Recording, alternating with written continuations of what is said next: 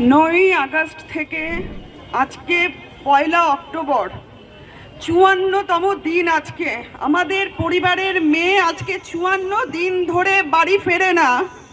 মা বাবাকে কখনো বলে না যে মা, বাপিকে বাপি বলে ডাকে না।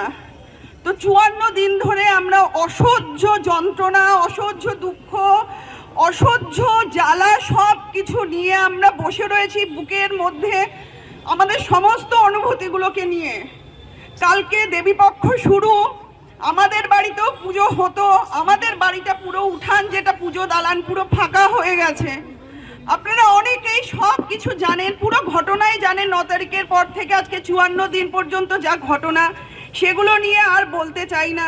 শুধু একটাই প্রশ্ন, একটা না অনেক প্রশ্ন আমাদের মনে, যে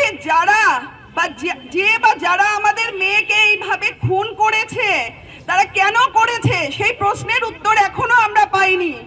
তারা সমাজে এখনো নির্দ্বিধায় বুক ফুলিয়ে ঘুরে বেড়াচ্ছে, সেই প্রশ্নের উত্তর কিন্তু এখনো আমরা জানি না যে তারা কারা। তাদেরকে এখনো আমরা শনাক্ত করতে পারিনি। এই প্রশ্নগুলো আমাদের মনের মধ্যে সারাক্ষণ ঘোরপাক খায়। আমরা জানি আপনাদেরও মনে এরকম হাজারো প্রশ্ন।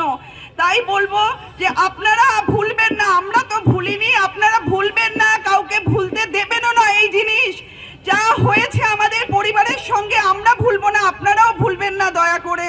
আর এইগুলো এখন বিচারাধীন বিষয়।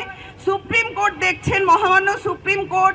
সিবিআই এর উপর আমাদের পূর্ণ আস্থা আছে, আপনারাও আস্থা রাখবেন। আমরা জানি যে এই লড়াই আমাদের অনেক দীর্ঘ, আমাদের লড়াই করতে হবে, কিন্তু আপনারা এই রাস্তা ছাড়বেন না।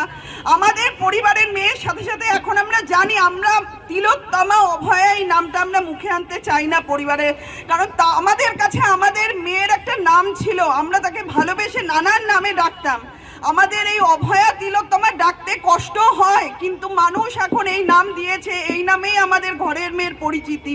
তো সেইখানে দাঁড়িয়ে যতদিন না আমরা বিচার পাই, ততদিন আপনারা এই রাজপথ ছাড়বেন না।